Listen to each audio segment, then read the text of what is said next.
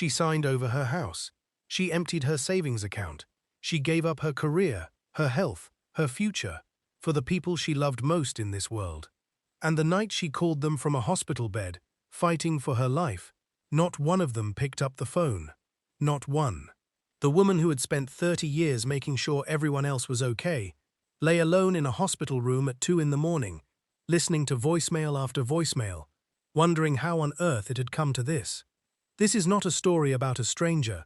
This is a story about a mother, a sister, a daughter, a woman who did everything right and still ended up with nothing. The question is not what she gave. The question is, why did they let her fall? Stay with me, because by the end of this story, you are going to ask yourself one question that is going to keep you up at night. How well do you really know the people you love? Her name was Sandra. Sandra Marie Holloway, 58 years old, Columbus, Ohio. A woman who, by every outward measure, had done everything the right way. She had a career she built from scratch, a home she paid for herself, slowly, over 2 decades, a reputation in her church, her community, and her family as the one you called when things fell apart. And things fell apart a lot, not for Sandra, but for everyone around her. Sandra was the kind of woman who answered the phone on the first ring, who showed up before you finished asking, who somehow always had something to give, even when she had quietly been running on empty for years. Before we go any further into Sandra's story, we want to pause and ask you something right now. Where are you watching this from? Drop it in the comments below. We would love to hear from you. And if you have not already, please hit that subscribe button so you never miss any of our upcoming videos, because the stories we bring to this channel are the ones that do not let you go. To understand why Sandra gave the way she did, you have to go back much further than any single crisis. You have to go all the way back to a green and white house on the Near East Side of Columbus, Ohio, in the summer of 1974. Sandra was 8 years old.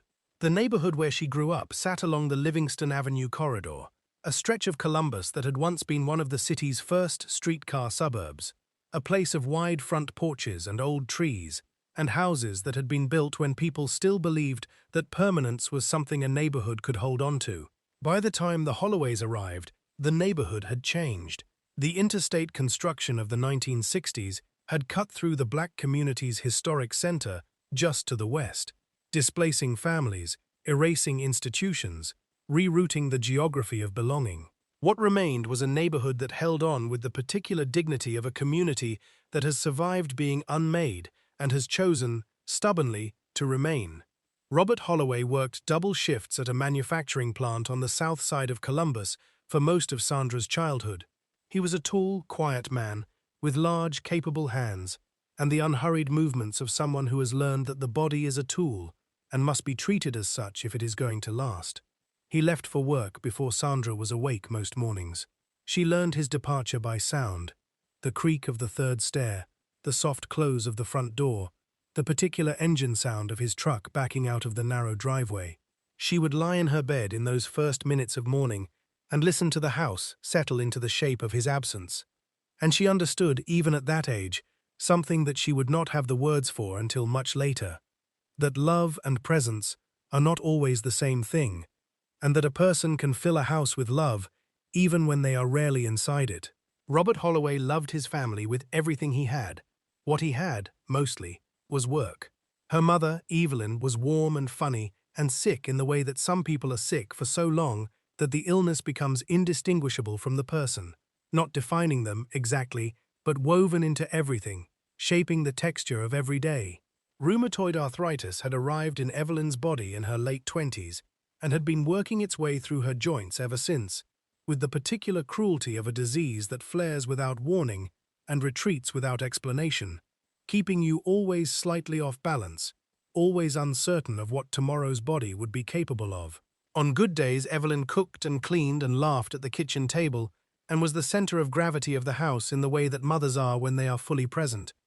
On bad days, she was in bed, the room dim, her hands too stiff to hold a glass without pain, the distance between herself and the kitchen, a journey she could not make without help.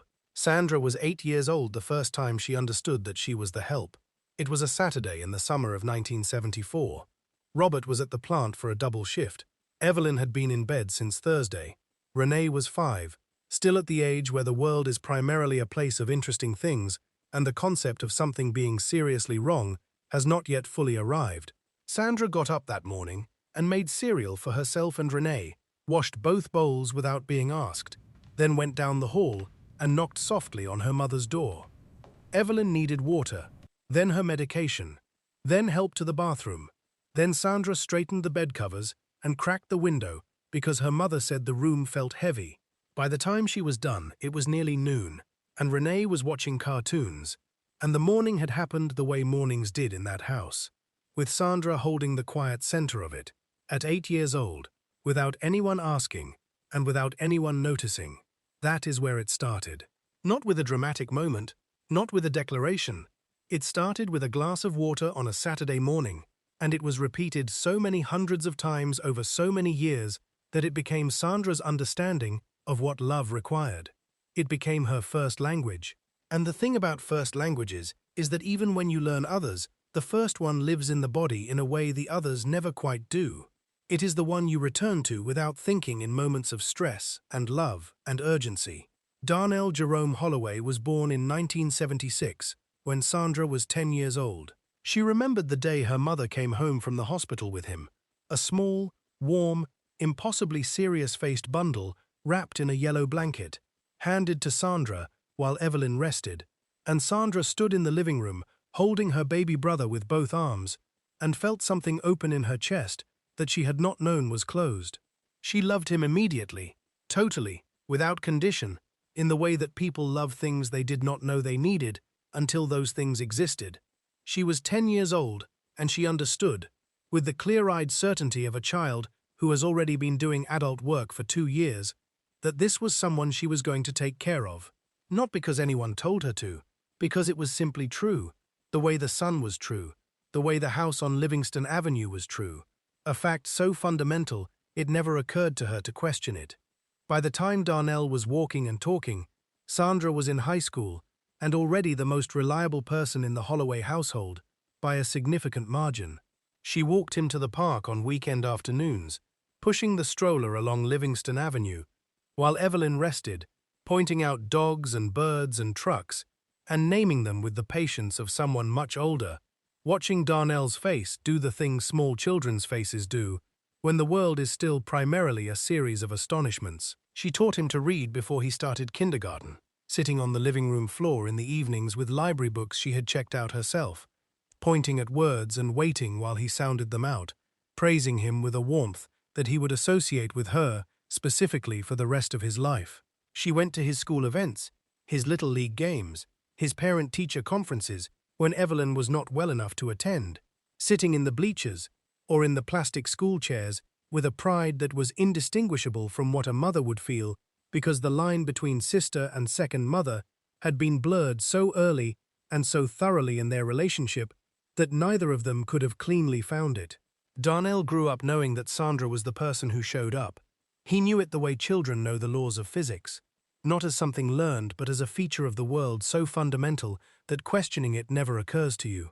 That knowledge, absorbed early and never examined, would carry forward into his adult life, in ways that would cost both of them more than either of them understood, until it was very nearly too late. Renee Christine Holloway was born in 1969, 3 years after Sandra, and she was a different kind of person in nearly every way that mattered for the story of what would eventually happen to this family. Where Sandra was steady and organized and most comfortable operating from the background, Renee arrived in every room as though she had been announced. She was magnetic even as a child, easy in social situations, possessed of a smile that people returned before they knew they were doing it, comfortable being seen in a way that Sandra had never been and had long since stopped trying to be. She was not calculating about it. The magnetism was genuine. It was simply who she was. The way Sandra's steadiness was simply who Sandra was. Both of them shaped by the same house and the same parents and the same early years, and yet as different as two people who share blood can be. What nobody in the family, including Sandra, fully examined was the structural relationship between those differences. Sandra's steadiness had freed Renee from the necessity of developing it. The responsible one had always been taken care of. Renee had grown up in the particular freedom of a child who never had to worry about the floor because her older sister had quietly been holding it up. That freedom, never named, never acknowledged as the gift it was, had produced a woman who had never fully developed the muscle of managing difficulty without being supported through it. This is not blame. It is architecture. And like all architecture, it was built by people who were just living their lives, not by anyone who set out to build something harmful. Sandra and Renee loved each other with the complicated, layered, sometimes bruising love of sisters who have grown up in the same small house and seen each other at their worst and best, and every complicated variation in between. They had fought as teenagers. Real fights, door slamming, the specific cruelty that sisters can visit on each other because they know exactly where the tender places are, because they have been watching each other long enough to have mapped every vulnerability. They had also stayed up past midnight talking, Sandra making tea and listening while Renee cried over a broken heart at 17, saying she was going to die, and Sandra saying, "No, you are not," and meaning it with complete conviction. They had that. They had decades of that. The shared childhood, the parents, the Sunday mornings that smelled like their father's pancakes, and Marvin Gaye on the kitchen radio. All of that was real, and it mattered deeply. And it was also, over time, the thing that made Sandra unable to see clearly what was forming between them, because you cannot see the shape of a thing when you have been inside it your whole life. Robert Holloway died in October of 1989. He was 51 years old. Sandra was 23, in her first year of work in the Columbus City School District, as a junior administrator, staying late at her desk one evening, finishing a budget report, when the call came from the emergency room. She drove to the hospital in her second-hand Honda with her hands tight on the wheel, praying in the negotiating kind of way that is really just the mind trying to run faster than what the body already knows is true. Robert had suffered a massive heart attack. He was already fading by the time she arrived. Evelyn was in the hallway with both hands flat against the wall behind her, unable to go in, her face doing something Sandra had never seen it do before and would not forget. Renee was 20 years old and sitting in a plastic chair with her arms around herself. Darnell was 13, too young for this, knowing it, trying not to show it in the way that 13-year-old boys try not to show things. Sandra went in. She sat with her father. She held his hand and said the things you say when the time has contracted to its final narrow point, and the only thing left is to make sure the person knows they were loved and they do not need to be afraid. The monitors went flat at 11:47 in the evening. Sandra stayed with him for a few minutes in the silence of the room. Then she got up, smoothed the front of her jacket, and walked back out into the hallway to her family. She made the calls that night. Over the following days, she handled the funeral arrangements, the paperwork, the union notification, the insurance questions, the thank you notes after the service, the management of the casseroles and flower arrangements that arrived at the Livingston Avenue house in the week following the burial. She was 23 years old, and she did all of it without once suggesting that it should be any other way. Because in the Holloway family, this was what Sandra did. The family, in its grief, let her do it the way you let the person who has always managed things continue to manage them. Because rebuilding the structure of responsibility in the middle of grief is the last thing anyone has capacity for. And Sandra did not ask them to rebuild it. She simply continued to carry it, the way she had been carrying it since she was 8 years old on a Saturday morning with a glass of water. After Robert died, the family's center of gravity shifted in a way that was permanent, with Evelyn managing her health on a fixed income in the house on Livingston Avenue, with Renee in her early 20s, and Darnell still a teenager who needed shepherding through high school and then through the uncertain first years of adulthood. The practical weight of the Holloway family's stability redistributed itself entirely onto the one person who had always been willing to hold it. Sandra was the employed one, the stable one, the one with the apartment that was clean and the refrigerator that had food in it, and the phone that was always answered on the first ring. She was the person you called when things went wrong, and things went wrong regularly, in the quiet, grinding way that things go wrong in families that are held together by one person who has never been taught to say no, and surrounded by people who have never been required to hear it. There is a specific kind of loneliness that belongs to the person in a family who holds everything together, and it is not the loneliness of being ignored or unloved. It is the loneliness of being needed so constantly and so completely that there is very little room left for anything else, including the ordinary human experiences of being uncertain, being afraid, being someone who does not always know what to do next, being a person who occasionally needs to be held rather than doing the holding. Sandra was loved by her family. That is not in question. She was loved the way people love the person they know will always be there, with the ease and confidence and slight inattentiveness of someone who has never had reason to worry about that person's continued presence. The people who are always there are always loved. They are just rarely prioritized, because people direct their urgency and their attention toward the things that feel fragile, the things that might break, and Sandra had never been fragile, or had never allowed herself to appear fragile, which over enough time amounts to the same thing. By the time Sandra was 30 years old, she had built a genuinely good life for herself. She owned a 3-bedroom house on the north side of Columbus that she had purchased in 2001 and was paying off ahead of schedule through disciplined monthly overpayments that her colleagues at the school district teased her about, calling her the most organized woman in Ohio, in a tone that was equal parts admiration and something that had no name but that Sandra received with a quiet, private pleasure. She had a retirement account she contributed to every single month without exception, automatic and deliberate in the way that everything Sandra did was automatic and deliberate. She had been promoted twice at the Columbus City School District and had a reputation among her colleagues as someone with an extraordinary gift for making complexity manageable, for looking at a problem that everyone else was circling nervously and walking straight toward it and saying, clearly and without drama, here is what we need to do. She had friends, real ones, women she had known for years, people she went to church with at Greater Emmanuel Baptist on the east side of Columbus, where she had been a member since her mother first brought her as a child, a church that smelled of old wood and floor wax and the specific warmth of a community that has been gathering in the same place long enough to have absorbed the accumulated presence of everyone who has prayed there. Her life, from the outside, looked full and solid and well-constructed. From the inside, it was all of those things and also something she had never named, something she carried so quietly that she had long since stopped feeling its weight as separate from herself. She had never been in a long-term romantic relationship, not because the opportunity had not presented itself.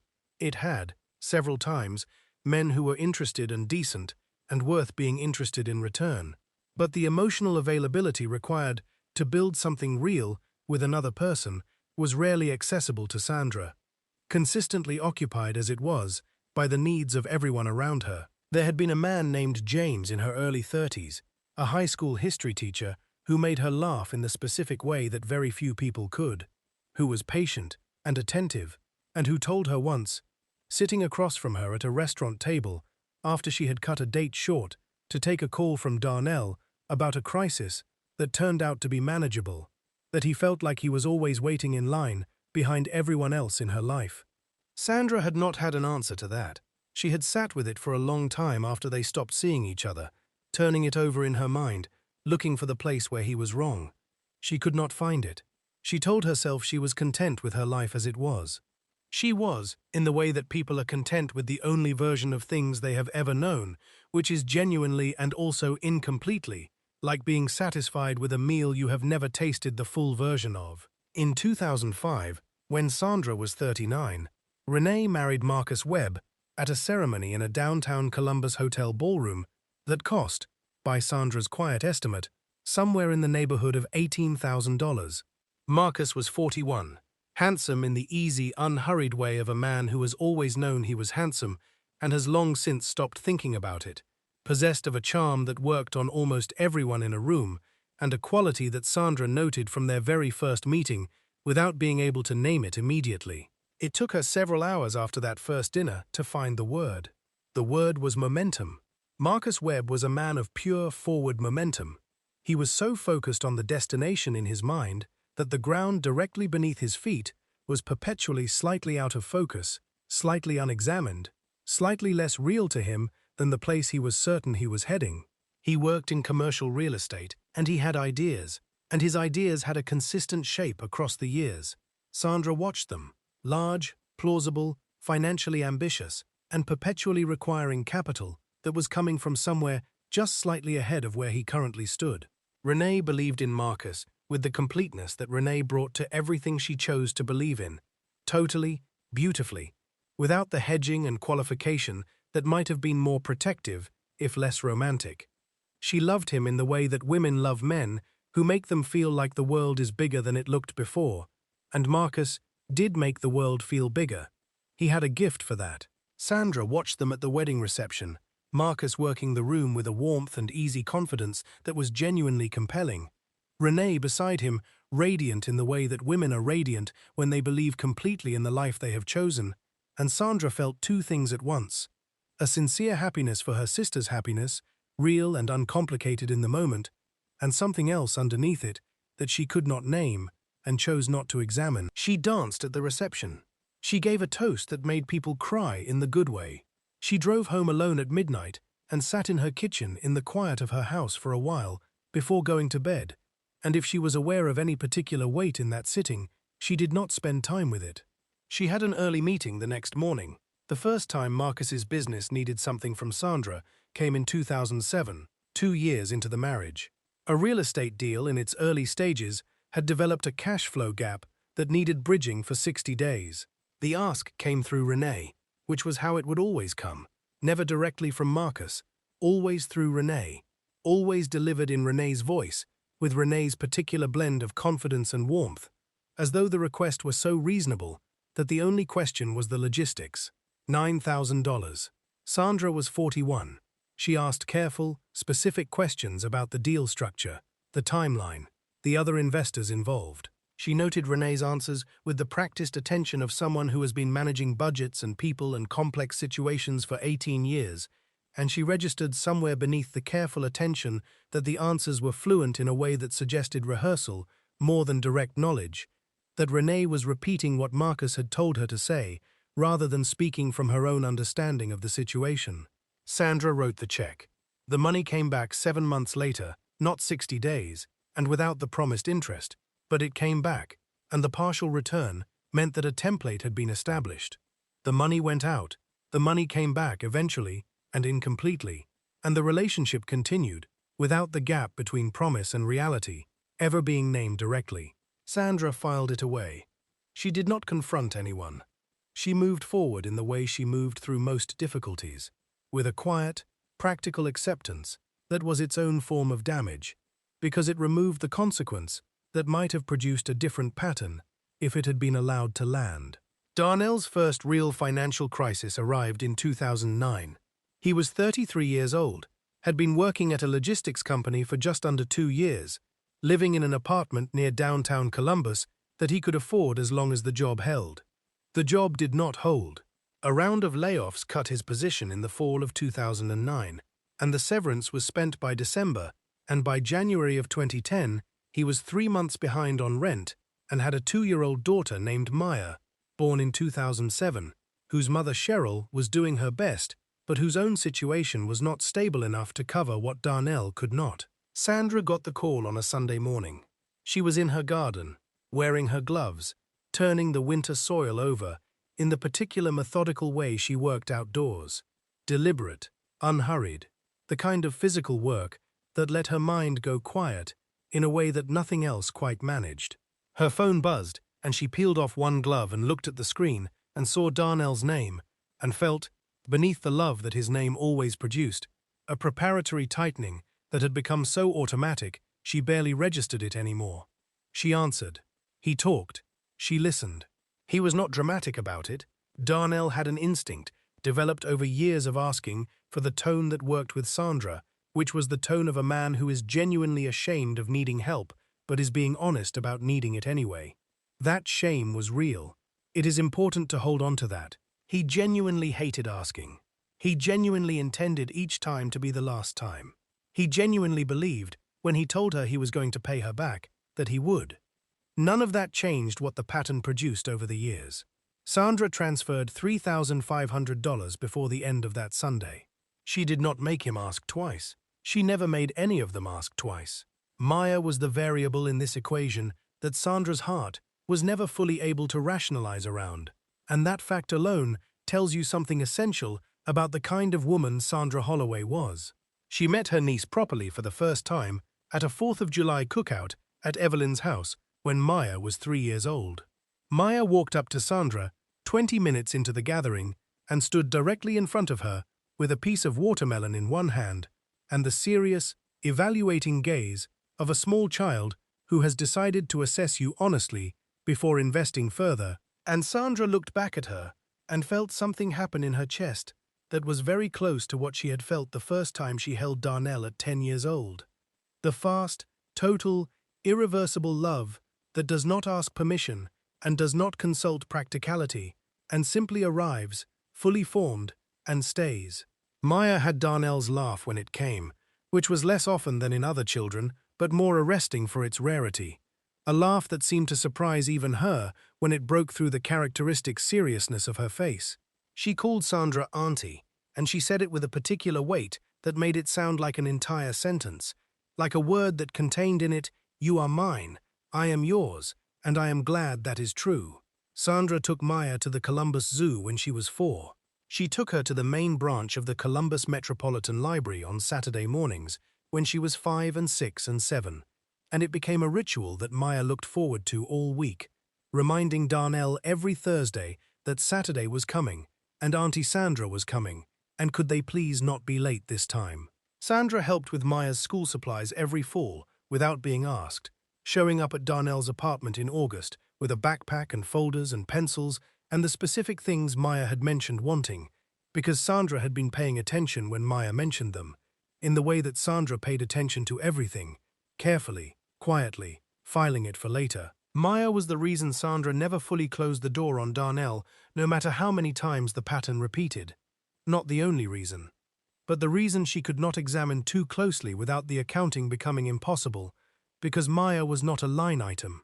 Maya was a child who had not chosen any of this, whose stability was in some genuinely meaningful way connected to whether her father's floor held, and Sandra could not look at that child and choose the clean version of things. Between 2010 and 2018, the requests came with the regularity of seasons. Darnell called in 2011 when the car needed repairs that the new job required and that the new job's first paycheck had not yet arrived to cover. Sandra paid $1,500. He called in 2012 when Maya's school had a fee for a trip that Cheryl could not cover and that Darnell was short on. Sandra sent the money before Darnell had finished explaining. He called in 2013 when a dispute with a landlord left him needing first and last month's rent on a new apartment on short notice, and Sandra wired $2,200 on a Wednesday afternoon and went back to the budget meeting she had stepped out of without mentioning to anyone in the room what had just happened. Each time the call came, Sandra answered. Each time, she found something to give. And each time, in the hours and days after, she experienced a version of the same quiet transaction, the relief of having helped, and underneath it, in a place she did not spend time in, a subtraction that she did not write down and did not tally, because tallying it would have required looking at it, and looking at it would have required deciding what she thought about what she saw. Renee and Marcus were a different rhythm, but the same song. The $9,000 in 2007 was followed by a smaller ask in 2010, a payment Sandra made toward a credit card that had reached its limit during a period Marcus described as a temporary cash flow correction. $6,000 in 2012 for a down payment on a property Marcus was convinced would triple in value within 18 months. That property did not triple. It sold in 2014 at a modest loss, and the $6,000 went with it, and Renee called Sandra to explain what had happened with the particular rehearsed fluency she had developed for exactly these moments, using words like disappointing and unfortunate, and we really thought this one was different, and ending the call with the sentence that she used in variations of itself every single time. I know you understand, Sandra. You always do. Sandra always said she understood. She was not lying when she said it. She did understand. In the careful, controlled way of a person who has decided that understanding is safer than confronting, that absorbing the loss is preferable to the alternative of what naming it directly might cost. She understood. She filed it away. She moved forward. What nobody in Sandra's family knew And what Sandra had not yet permitted herself to fully see was that the filing away had a cumulative weight that was changing something in her body even as she managed it so well on the surface. She was sleeping less. Not dramatically, she was not lying awake in obvious distress, but the quality of her sleep had shifted, shallowed, become a lighter and more vigilant kind of rest, the sleep of someone who is always slightly waiting for the next call. Her blood pressure, which she had been managing with a low-dose medication since her mid-40s, had crept upward in ways that her doctor noted at annual checkups with mild concern, and that Sandra acknowledged and then did not think about again until the next annual checkup. She was eating less carefully than she once had, not because she had stopped caring, but because the act of cooking for herself, of sitting down for a proper meal alone in her own house, had come to feel like a ceremony she did not always have the energy to perform. These were small things. Each one, in isolation, was negligible. All of them together were the body keeping an accounting that the mind had chosen not to keep. In 2018, Sandra was 52 years old and sitting at what she would later describe as an unusual moment of equilibrium. Her retirement account had recovered from an earlier withdrawal and held just under $90,000. Her house was nearly paid off, 2 years of payments remaining. Her salary at the school district was the highest it had ever been. She allowed herself, briefly, a version of the feeling that everything was in order. She sat in her garden on a Saturday morning that October and looked at the tomatoes she had grown that summer, the last of them still on the vine in the thin autumn light, and felt something approaching peace. She should have protected that feeling with everything she had. The call about the roof came 5 months later. Evelyn Holloway had been living alone in the house on Livingston Avenue for nearly 30 years by the spring of 2019, and the house had aged in the way that houses age when they are inhabited by a single person on a fixed income who loves the place but cannot always afford to maintain it. Things had been accumulating for years: a window that leaked when it rained hard enough, plumbing that made sounds at night that plumbing should not make, a furnace that Sandra crossed her fingers about quietly every winter. The roof was the most visible of the problems and had been deteriorating through 2 difficult weather seasons without being properly addressed, partly because the estimates were high and Evelyn's Social Security income did not cover high, and partly because both Darnell and Renee had their own explanations for why right now was not the ideal time for them to contribute to it. Sandra drove over to the Livingston Avenue house on a Saturday morning in April of 2019 to look at the roof herself. She stood in the driveway and looked up at it with the practical, unsentimental eye of a woman who had been managing the physical infrastructure of this family for 30 years, and what she saw confirmed what she had been quietly anticipating. The roof was not patchable. It needed to be replaced entirely, and it needed to be replaced before the next hard rain season made the interior damage worse than the structural damage already was. She called Dennis Carter, a contractor she had used for work on her own house twice before, and whose estimates she trusted because he had never once tried to inflate them or add work she had not asked for. Dennis came out the following Tuesday, walked the perimeter, climbed up to examine the surface, came back down, with the look of a man who is about to say a number he wishes were smaller.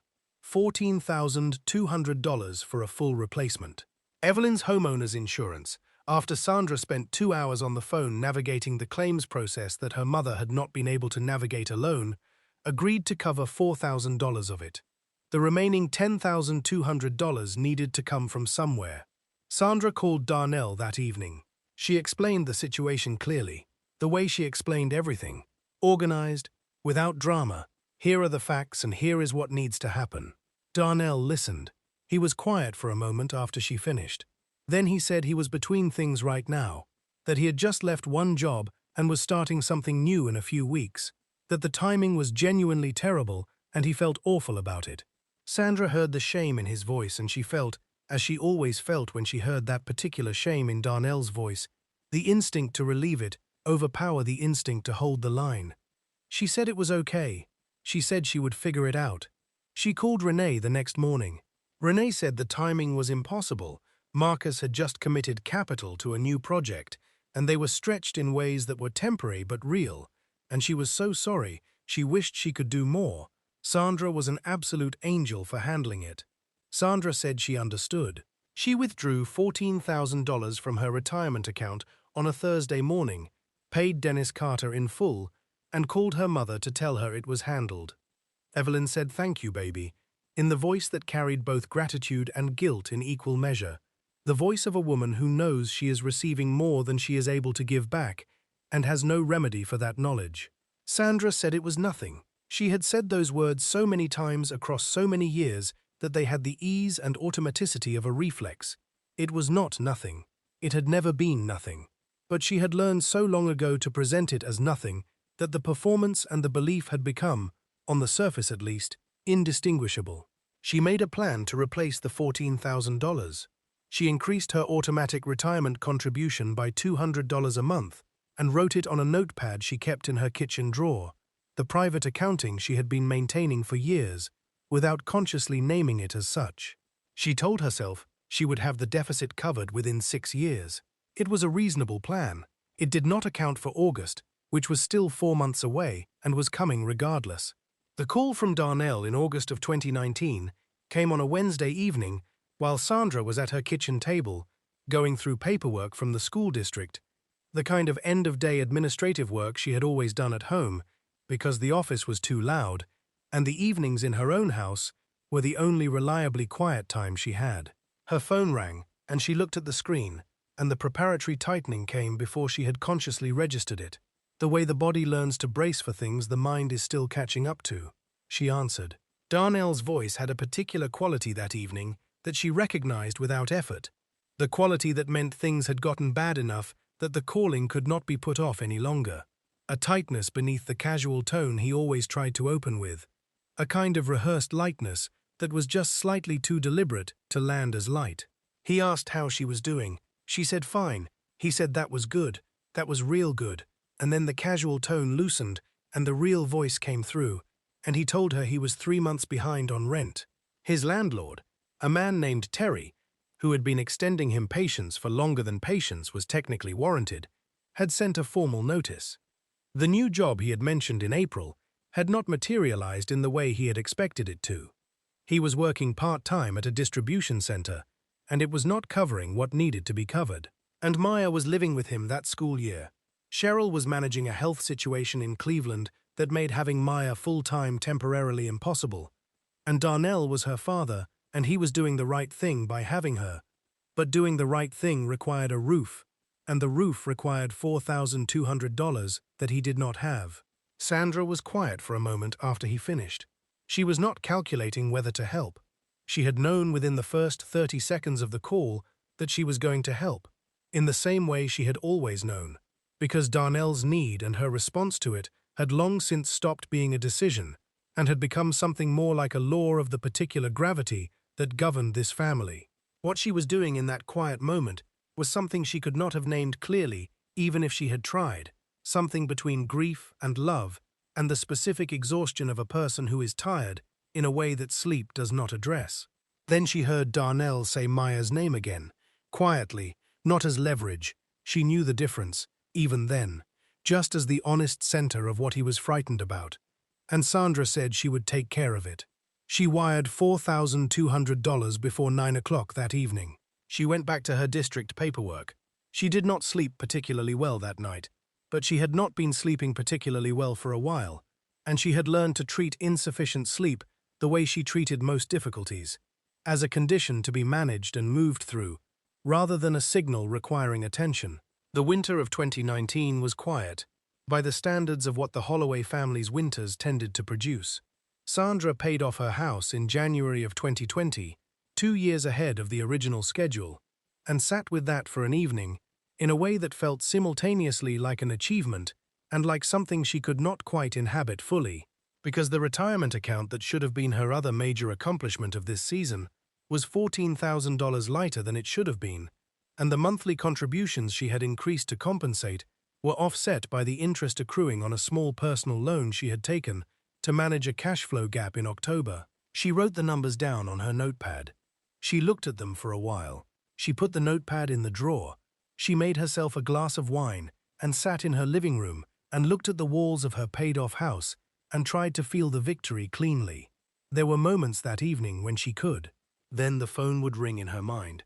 the way it rang sometimes even when it was not ringing, and the moment would shift slightly, the way a room shifts when a cloud passes over the sun outside.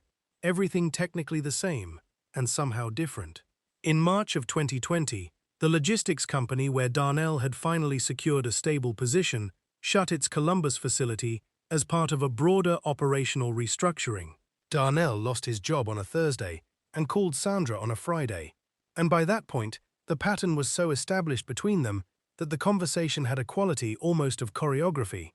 The specific steps they both knew, each playing their part, neither one fully aware that what looked like a conversation was also a performance of a dynamic that had been running for 20 years without either of them ever stepping back far enough to see its full shape. Sandra paid for Darnell's car repair that April, $1,800 for a vehicle he needed to pursue a new job lead that seemed, this time, genuinely promising. The job lead did not produce a job within the timeline Darnell had described. The car ran. He was grateful. Sandra wrote it on her notepad.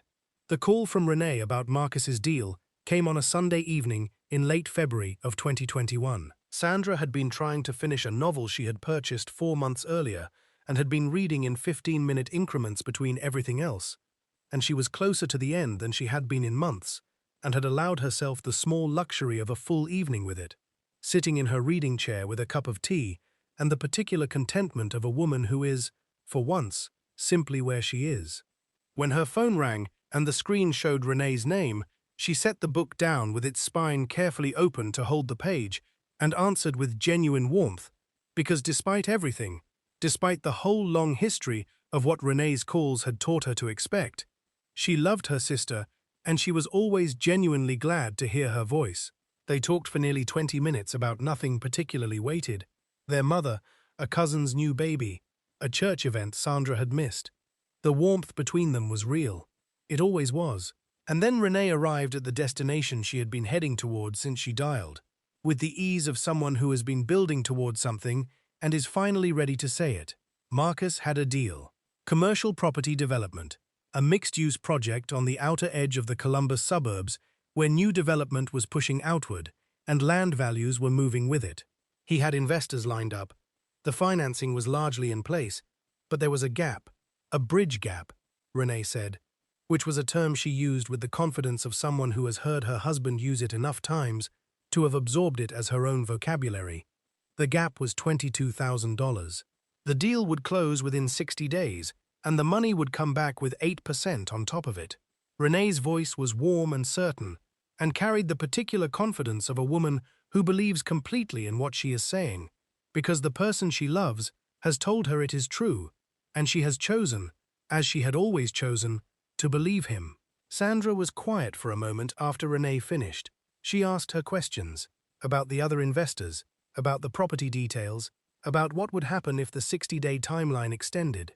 Renee answered all of them with fluency, the rehearsed fluency of Marcus's information coming through Renee's voice, and Sandra noted the difference between fluency and knowledge without saying so. She told Renee she needed a few days to think about it. Renee said, "Of course, absolutely. Take all the time you need," and Sandra heard beneath the graciousness the faint pressure of a situation that was not, in reality, as flexible as the presentation suggested. She thought about it for 3 days. On the Saturday morning of those 3 days, she went to her garden and crouched in the early spring soil with her gloves on and tried to think clearly, the way she always thought most clearly when her hands were in the ground and the ambient noise of the rest of her life had a chance to quiet. She thought about the roof and Darnell's rent, and the car repair, and the $6,000 in 2012, and the $9,000 in 2007. She thought about the total she had been running in the back of her mind for years without writing it down, the way a person sometimes knows a number without wanting to confirm it by making it visible. She thought about saying no. She sat with that for a long time in the cold spring garden. She thought about what Renee's voice would carry the next time they spoke if she said no. She thought about the particular politeness that would replace the warmth, careful and unchanged on the surface, and quietly different underneath, and how long that politeness would last, and what it would cost both of them while it did. She thought about the deal actually working, the 60 days passing, the money returning, the relief of having said yes to something that came through. She thought about Maya, who was 13 now, and who Sandra had taken shopping for school clothes in September, and who had said, in the car on the way home, with the directness of a teenager who has not yet learned to soften the things she notices, that she wished her dad had an Auntie Sandra. Sandra had laughed and said, "You mean like me?"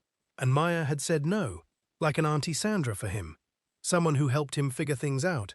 Sandra had been quiet for a moment, and then changed the subject, but she had thought about it afterward, more than once, in the way you think about something a child says, when it lands in a place that was already tender. She opened her laptop on a Monday morning and applied for a home equity line of credit against a house she had spent 20 years paying off and had fully owned for 12 months. She was approved within 48 hours. She wired $22,000 to Renee's account on a Tuesday morning in March of 2021, called Renee to confirm it had arrived, and received the warmth and gratitude that she had learned to receive the way you receive something you know is not quite enough, but is what is being offered. Renee said she and Marcus were so grateful that they knew Sandra was going out on a limb, that they were not going to forget it. Sandra said she knew they wouldn't. She went back to work.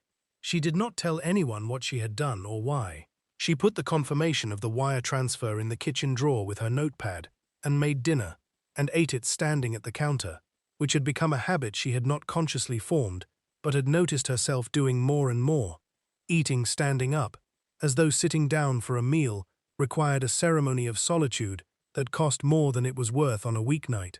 The 60 days passed.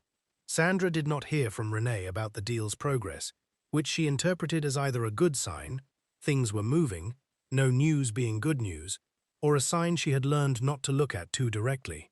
At the 90-day mark, she sent Renee a text, asking casually how things were going.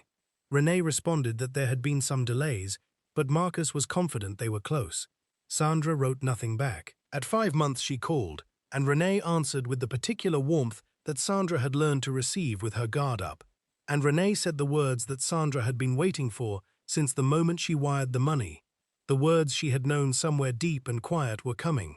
The words that arrived not with cruelty, but with the smooth, practiced sorrow of someone who has delivered bad news before and has developed a method for it. The deal had collapsed. A financing partner had withdrawn. Marcus was devastated. They were devastated. It was such a brutal outcome after everyone had worked so hard and believed so completely. Sandra held the phone and listened to Renee's voice moving through the explanation and registered it in the part of her mind that registered things without yet deciding what to do with them. And then Renee said the sentence that Sandra would carry with her for the next 2 years, like a stone she turned over regularly, looking for something underneath it that would make it easier to hold. Renee said, "I knew you would understand, Sandra. You always do." Sandra said she understood. She put the phone down on the kitchen table and sat in her house in the quiet of a Tuesday evening and looked at the wall in front of her for a long time. She understood many things. She understood that $22,000 of her home equity was gone and was not coming back. She understood that the home equity line of credit was now a debt with interest accruing that she was going to be paying for years. She understood that this was the 4th time in 14 years that she had given money to Marcus Webb's ventures and received either nothing or a fraction of it back. What she had not yet understood, what she was still years away from understanding with the full, unsparing clarity that understanding eventually requires, was that she had been running toward a version of this moment for a very long time, and that the path there had been built, stone by stone, from all the times she had said she understood, when what she meant was, "I will absorb this because the alternative is too costly to consider." In 2021, Sandra also paid $8,500 toward her mother's medical expenses. Evelyn had been hospitalized twice that year, once in March and once in September, for complications related to her diabetes that Medicare covered partially and incompletely, leaving gaps that Evelyn's fixed income could not fill. Sandra paid without hesitation, because this one was different. This was her mother. This was actual medical need. This was the woman who had cracked the window when the room felt heavy and who had sat at the family dinner table with her hand over Sandra's when nobody else came. She paid, and she was glad to pay, and she did not put this one in the same mental category as Marcus's deals or Darnell's rent. She put it in its own category, the category of things she would do again without question, which was itself important information about how Sandra's internal accounting worked. Not everything was in the same ledger, not everything was weighed on the same scale, and that complexity made the full picture even harder to see clearly than it would have been if the giving had been uniform. In early 2022, Darnell's legal fees arrived, $6,000, related to a civil dispute that Sandra never received the full details of. Darnell was vague in a way that suggested either embarrassment or a situation he felt was better presented in outline than in specifics. She knew it involved a former landlord and some kind of disputed damages claim, and that without the money for an attorney, Darnell was looking at a judgment against him that would affect his credit and his housing options for years. She paid. She told herself she was not going to ask for the details she had not been given, because asking would mean Darnell knew she had noticed the absence of details, and she was not ready for what that conversation would require from both of them. Later that same year, Sandra did something she had been quietly doing in smaller ways for years, but formalized in 2022, into what she called in her own mind the Family Emergency Fund, a savings account she opened specifically to hold money available for Holloway family crises, to which she contributed $800 a month automatically. Over the 26 months it existed before she closed it, she deposited just over $20,000 into that account. In that same period, she made $11,000 in withdrawals to cover family needs. No one else contributed a single dollar. The account existed because Sandra had created it, was funded because Sandra funded it, and was drawn on because crises continued to arrive at the rate they had always arrived, which was to say, regularly and without advance warning. When she eventually closed it, in the spring of 2024, she did so without explanation to anyone, because no one had ever known it existed. By the end of 2022, Sandra had transferred, withdrawn, lent, gifted, or otherwise redirected $102,000 out of her own accounts and into the lives of her family members across a 13-year period. She had not yet added it up. She was not yet ready to add it up. The number existed, the way things exist before you look at them directly, present, real, and carrying a weight that you can feel even when you are not facing it. She was 56 years old. Her retirement account was at 41% of where it should have been, for her age and her planned retirement timeline. Her home equity line of credit carried an outstanding balance of $26,000. Her savings account held $9,000, down from a peak of $38,000 4 years earlier. She was sleeping 5.5 hours a night on a good night. Her blood pressure medication had been increased twice in 3 years. She was managing all of this. She was managing it the way she had managed everything across her entire adult life, which was to say quietly, competently, without complaint, and without anyone around her having a clear picture of the full cost of the managing. In February of 2023, Sandra sat in the office of her doctor at Mount Carmel Medical Center on the east side of Columbus and heard things she had technically known for some time, but had not allowed to arrive with their full weight. Her blood pressure was dangerously elevated. Not elevated in the way it had been elevated before, the manageable kind that responded to medication adjustments and dietary caution.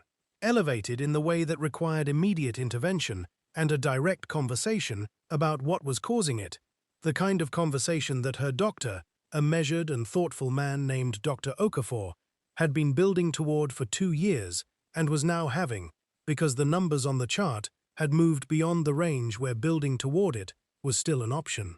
He told her that her body was showing the sustained physiological effects of chronic stress in ways that were measurable and serious.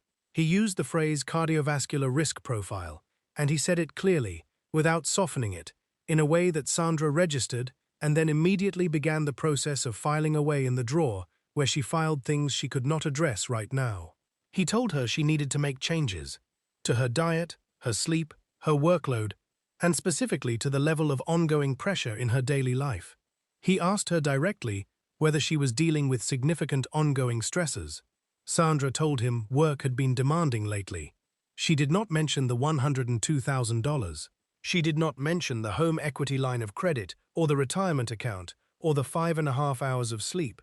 She took the prescriptions and the pamphlets and thanked Dr. Okafor with the warm professionalism she had perfected across decades of receiving difficult information and making it seem as though she would address it. She drove home, she made dinner.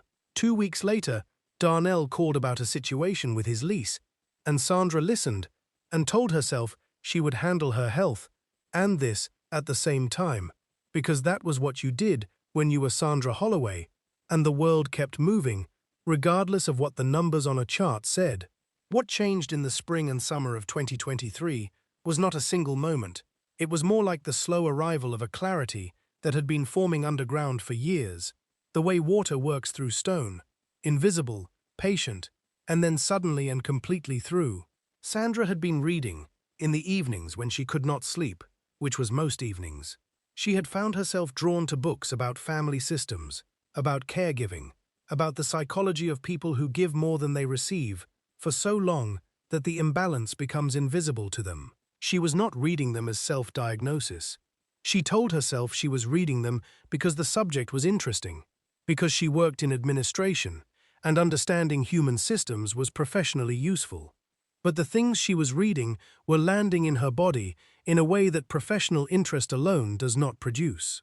She was reading about parentified children, children who take on adult caregiving responsibilities so early and so consistently that the caregiving becomes identity rather than choice. And she was recognizing something she had not had a name for before. She was reading about financial enmeshment within families, about the way one highly capable, highly responsible family member can become the de facto financial institution for an entire family network, processing other people's emergencies while their own stability erodes in increments too small to constitute a crisis on any given day, and too consistent to be anything else in aggregate. She was reading these things at midnight in her reading chair with a cup of tea that had gone cold, and she was not sleeping, and she was recognizing herself on every page with the particular quality of recognition that is simultaneously a relief and a devastation. On a Saturday morning, in August of 2023, Sandra got up earlier than usual. She made coffee. She carried her laptop and her bank statements going back to 2010 and a yellow legal pad and a pen to the kitchen table, and sat down in the particular quality of morning light that comes through east-facing windows in late summer, warm and slightly gold, the kind of light that makes ordinary rooms look significant. She had been circling this morning for weeks. She opened the first bank statement. She started at the beginning. She went month by month, year by year, writing every transfer, every withdrawal, every wire, every payment that had moved money from her life into someone else's. She worked through the morning without stopping, without softening any number, without categorizing anything as different from anything else. She wrote it all in the same column on the yellow legal pad with the same pen, in her small, precise handwriting, and at 2:37 in the afternoon, she added the column. $112,400. She set the pen down. She looked at the number. She sat with it for a long time in the late afternoon light of her kitchen, which had shifted from gold to something flatter and more ordinary, the way light shifts when the day has moved past its warmest point. $112,000. That was not a number that had been chosen. It was a number that had accumulated in the dark, in the space between all the times she had said she understood and all the times she had said it was nothing, in the gap between what she had told herself she was doing and what the column on the yellow legal pad said she had actually done. She folded the legal pad in half. She put it in the kitchen drawer with the notepad that had been living there for years. She sat for another few minutes in the quiet. Then she picked up her phone and called Evelyn and asked if Sunday the 17th was free. Her mother said yes. Sandra said good. She was calling a family meeting. She spent 2 weeks preparing. She wrote notes on index cards, not a speech but a framework, the organized, professional approach of a woman who had spent 30 years structuring difficult conversations at work and was now applying the same rigor to the most important conversation of her personal life. She was not going to be accusatory. She was not going to present the number as an indictment or herself as a victim. She was going to be clear and honest in the way she had always been at her best, and she was going to ask for something she had never asked for from her family in her adult life: acknowledgement, not repayment. She had made peace with the reality that most of the money was gone. Not apology, not necessarily, not yet. Just acknowledgement. She wanted the people she had spent her life holding up to see her clearly, once, with the full picture in front of them. She wanted them to know what she had done, and what it had cost, and that things needed to be different going forward. She thought this was not too much to ask. She had never asked for anything before. She called each family member personally to invite them. Evelyn first, who said of course she would be there, said it with the warmth of someone who already knew, in the way mothers know things, that something important was happening. Darnell second, who said, "Yeah, of course. What's going on?"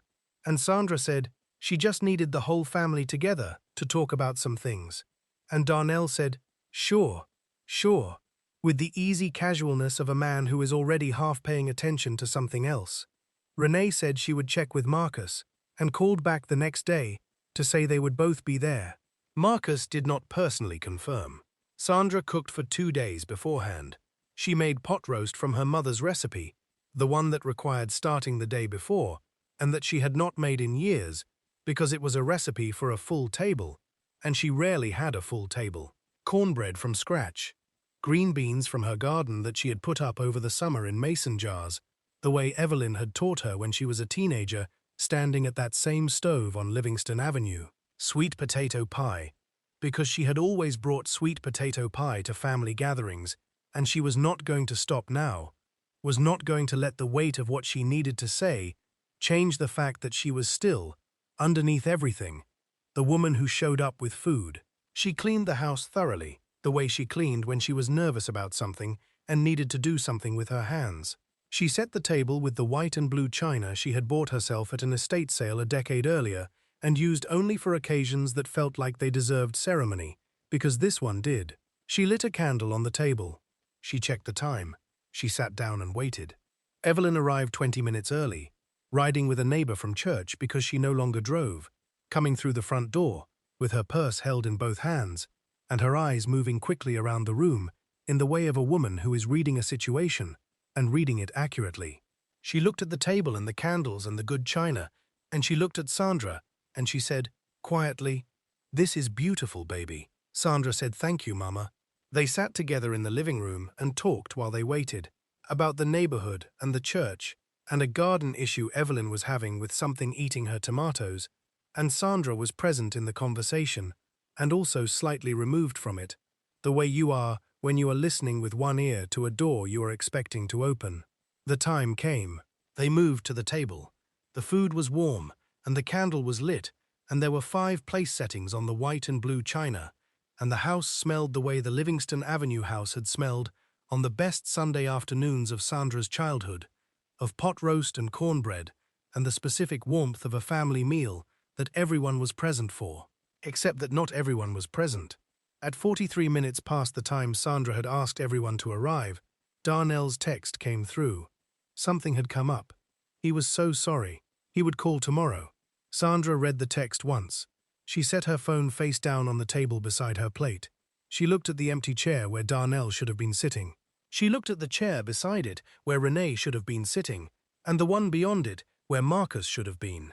Renee had not texted. Renee had not called. The chairs were simply empty, the way chairs are empty when the people who were supposed to sit in them made other choices. Sandra looked at her mother across the table. Evelyn looked back at her, with an expression that Sandra had never seen on her mother's face before, and would not forget. Not pity exactly, and not just sorrow, but something that recognized the full weight of the moment without trying to minimize it. The face of a woman who sees clearly what has happened and does not have the capacity to fix it, and knows that Sandra knows both of those things. Sandra picked up the serving spoon and served her mother's plate. Then she served her own. They ate together, the 2 of them, at a table set for 5, with the good china and the candle burning in the center, and the pot roast that Sandra had started the day before, still warm. And the 3 empty chairs were simply there, the way the truth is simply there when you have finally stopped moving fast enough to avoid it. They talked. Not about the meeting that hadn't happened. Not directly. Evelyn was wise enough to know that going directly at it would only make it harder for Sandra to stay composed. And Sandra was the kind of woman who needed to stay composed almost as much as she needed to be seen. They talked about other things, smaller things, things that still connected them to the ordinary life of this family, the one that existed alongside the difficult one, the one made of church and recipes and the neighbor's dog, and the way the light came through Evelyn's kitchen windows in the early morning. And at some point in the middle of this conversation, while Sandra was clearing the first course and bringing the sweet potato pie to the table, Evelyn reached across and put her hand over Sandra's on the edge of the table and held it there without speaking. Just held it. Sandra looked down at her mother's hand, the fingers still slightly swollen at the joints from the arthritis that had been working through them for 50 years, and she felt something move through her chest that she did not try to name or manage or file away. She let it move. She did not cry. She covered her mother's hand with her free hand, and they sat like that for a moment, the two of them, at a table set for 5, in a house that smelled of a meal prepared for a gathering that had not gathered, and it was the most Sandra had been held in years, and it was a hand on a table, and it was everything. She washed all 5 sets of dishes that night. She stood at the kitchen sink after Evelyn's neighbor came to collect her, and she washed and dried every plate and glass and piece of silverware with the careful thoroughness she brought to all physical tasks, and she put everything back in the cabinet exactly where it belonged, and she closed the cabinet door and stood in her clean, quiet kitchen at 10:45 at night and looked at the closed cabinet for a moment. Then she went to bed. She did not hear from Renee until the following morning, a call that Renee opened with the warmth that had always been Renee's default register for difficult conversations, the rehearsed warmth that Sandra had spent years receiving and had spent the last several months learning to see more clearly for what it was. Renee said she had heard from Darnell that Sandra had called some kind of family meeting, and she just wanted Sandra to know that she and Marcus hadn't come because they had not wanted to be part of any drama. She used the word drama 3 times in the conversation. Sandra listened to each use of it and felt something in her chest that was not grief and was not anger, but was something cooler and more final than either of those. The feeling of a door that has been left open for a long time, quietly and definitively swinging toward its frame. She did not close it. She was not ready to close it, and she was not sure she would ever be ready to close it entirely, because closing it entirely would mean something she had not yet decided she was willing to accept. But she felt it swing. She felt it swing, and she held the phone, and she said, "I hear you, Renee," and she got off the call, and she stood in her kitchen on a Monday morning, with her coffee going cold on the counter, and the yellow legal pad in the drawer, and $112,000 in a column, and the memory of 2 hands on a table, and she made a decision that was not dramatic and did not announce itself, and that she would only understand the full significance of much later. She decided that she was going to stop managing this alone.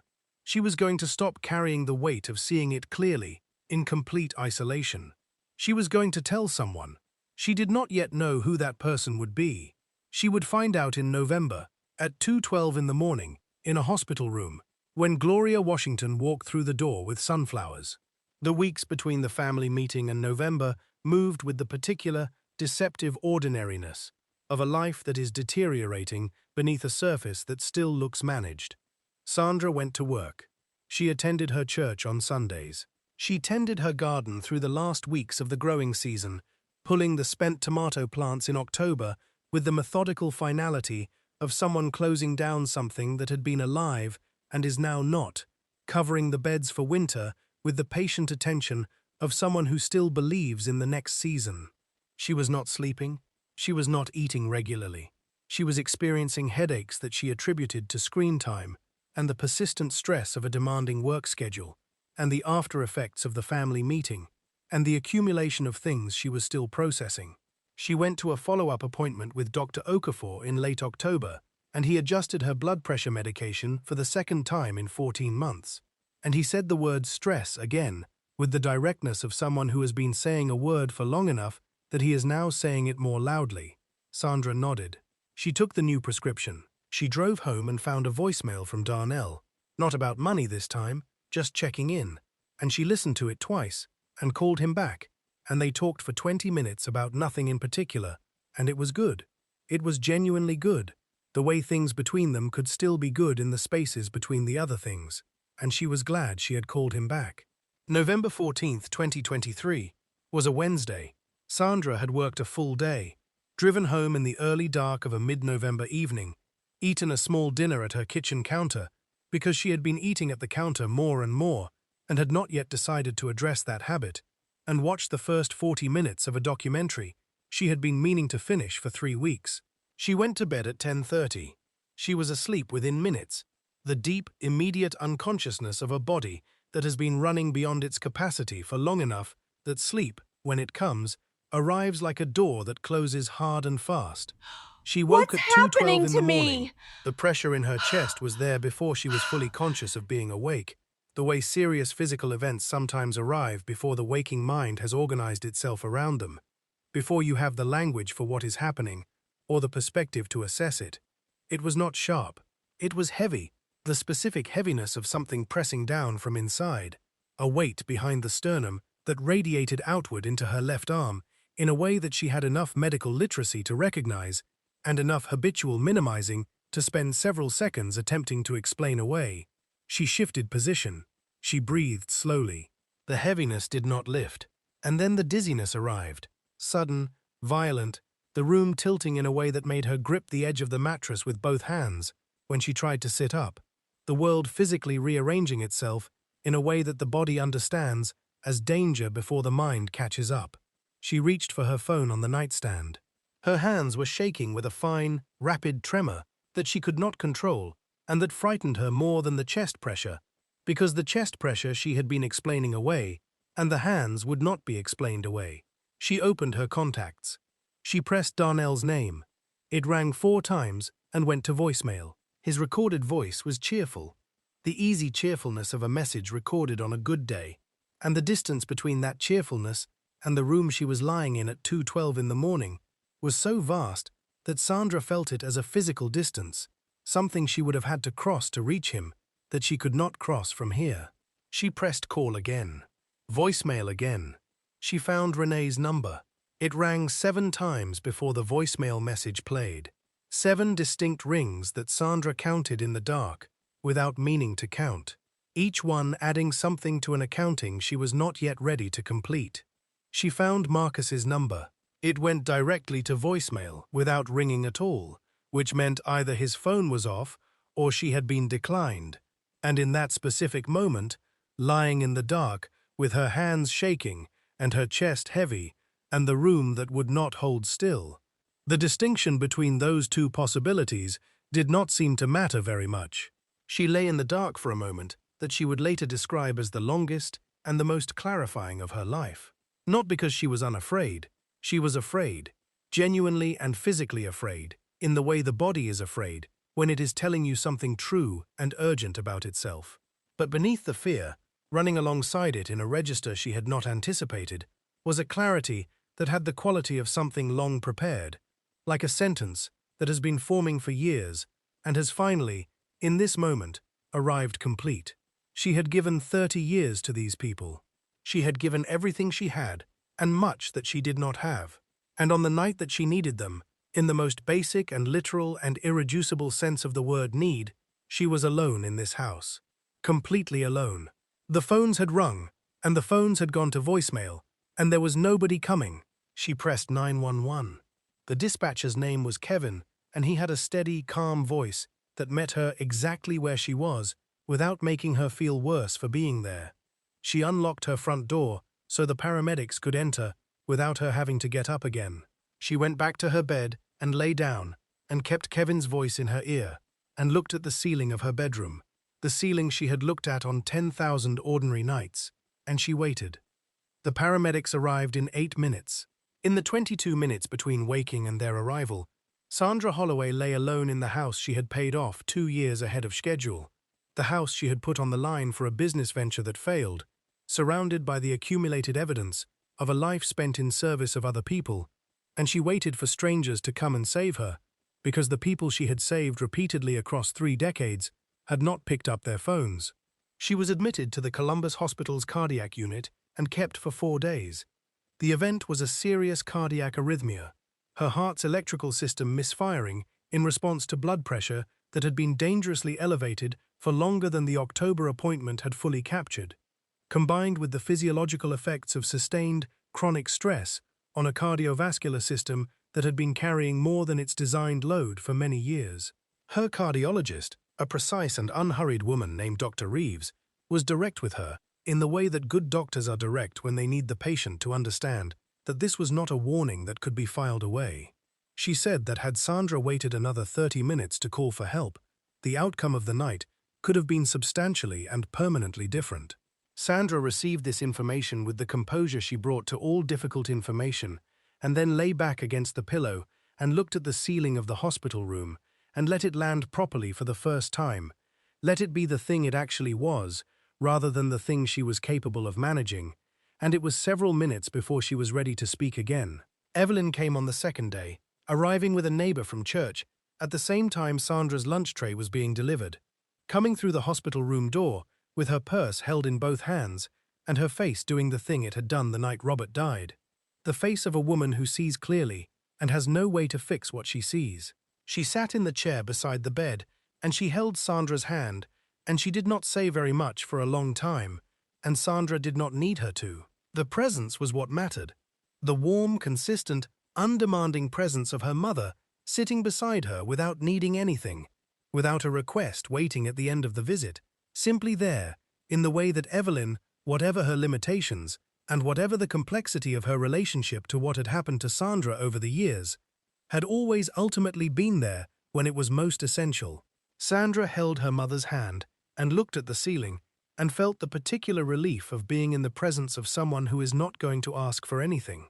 It was, she realized, a feeling she had very rarely experienced in her adult life. She let herself stay in it. Darnell arrived on the third afternoon.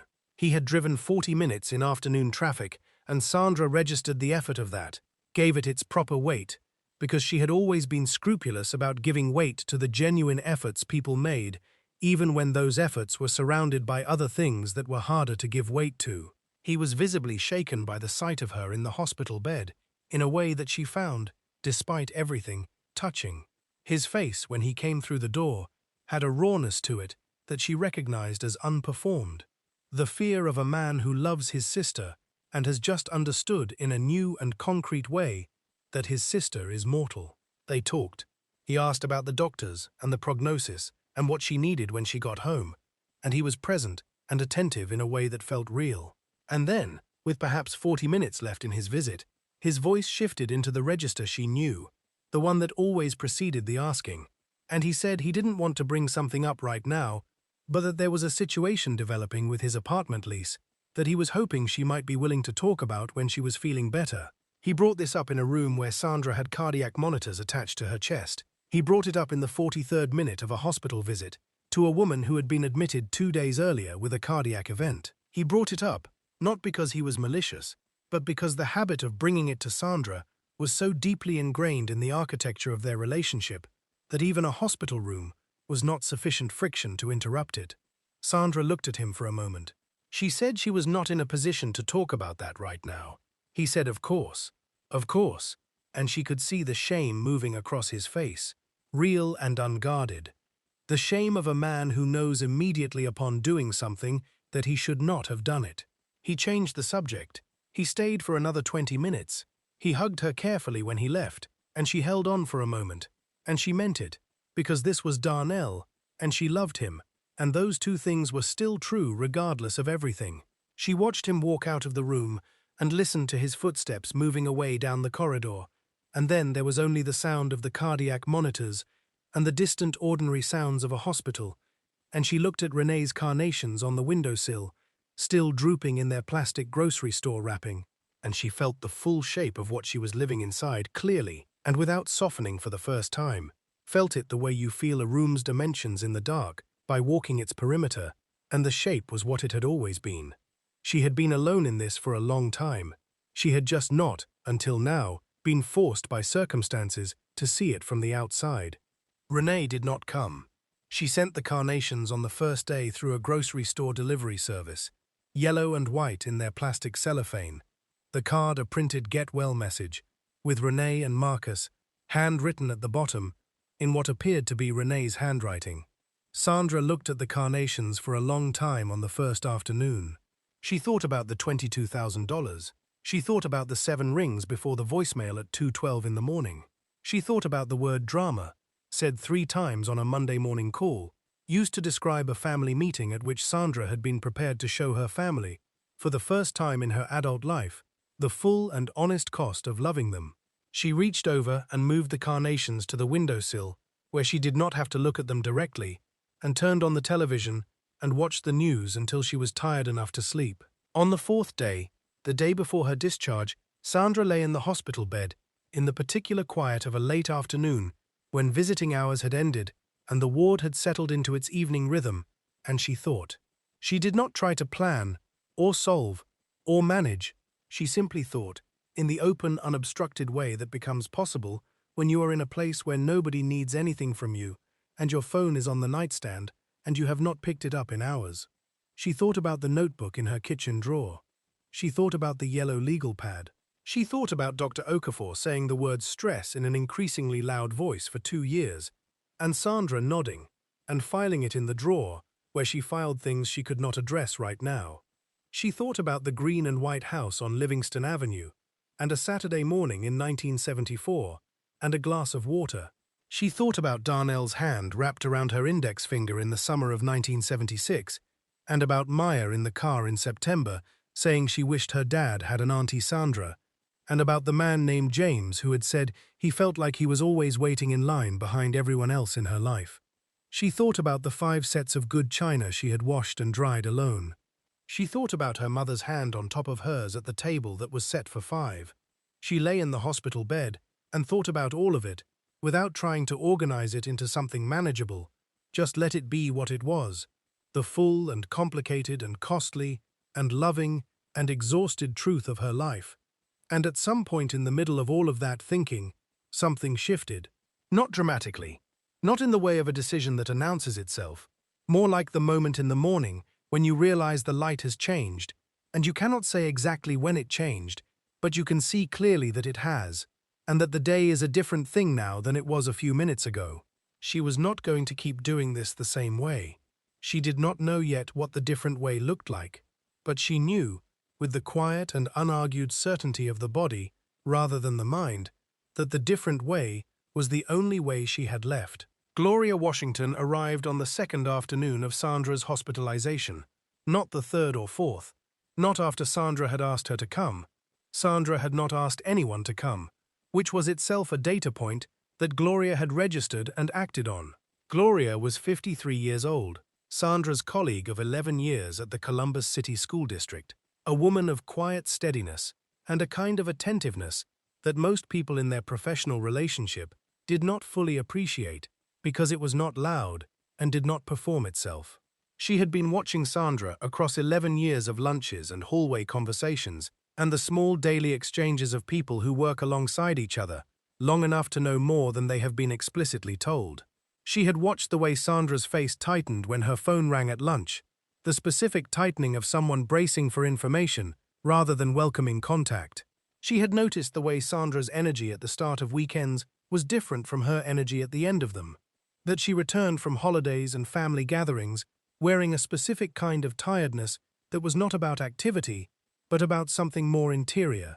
She had observed, over years, the practiced ease with which Sandra deflected personal questions, the smoothness of the transition from anything that approached the personal to safer, more general territory, a smoothness so accomplished that you would miss it entirely if you were not paying close attention.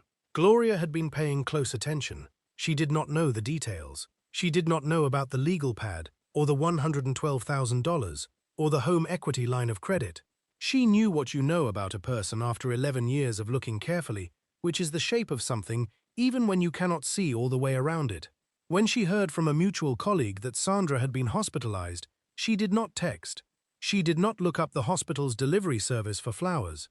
She drove to the hospital on a Tuesday afternoon with sunflowers from an actual florist on 5th Avenue in Columbus, the tall kind, with the dark centers that look like small suns, the kind that are completely different in their specific cheerfulness and vitality from carnations in plastic grocery store wrapping. and she knocked on Sandra's open hospital room door and stood in the doorway and said simply, "I am here." Sandra turned from the television she had not been watching and looked at Gloria standing in the doorway with the sunflowers, and something happened in Sandra's face that Gloria would describe later as the moment when a person who has been holding something very heavy for a very long time is finally given permission to set it down. Sandra cried. Not I quietly, can't do not this. with the composed It's management okay. of I'm emotion here. she had been It performing her hurts so entire much. adult I know, I'm life. here. She cried in the real way, the full way, the way that means the thing being released has been held for long enough that its release cannot be graceful. Gloria came into the room and set the sunflowers on the windowsill and pulled the chair close to the bed and sat down and did not say anything while Sandra cried, because there was nothing to say in that moment that would be more useful than simply staying. When the crying finished, Gloria stayed. She stayed for 5 hours. She did not perform comfort, she provided it, which is a different thing in the same way that describing a painting is different from standing in front of it. She did not try to reframe or minimize or reassure Sandra that everything was going to be fine, because she did not know whether everything was going to be fine, and she was wise enough to know that false reassurance from a genuinely difficult situation is its own form of abandonment. She asked questions, careful, unhurried questions that were really just invitations to continue, that signaled without stating, "I am here, I am not going anywhere, and whatever you say will be received." Sandra talked. She told Gloria about the roof in 2019, and Darnell's rent and the car repair. She told her about the 6,000 in 2012, and the 9,000 in 2007, and the 22,000 in 2021. She told her about the home equity line of credit on a house she had spent 20 years paying off. She told her about the yellow legal pad and the number at the bottom of the column. She told her about the family meeting and Darnell's text at 43 minutes past, and Renee's word drama said 3 times on a Monday morning, and Marcus, who had never responded to the invitation at all. She told her about the 7 rings at 2:12 in the morning, and the hands that were shaking, and the carnations that had been drooping since the first afternoon on the windowsill. She had never said any of it out loud to another human being. Not one word of the accounting, not one piece of the full picture.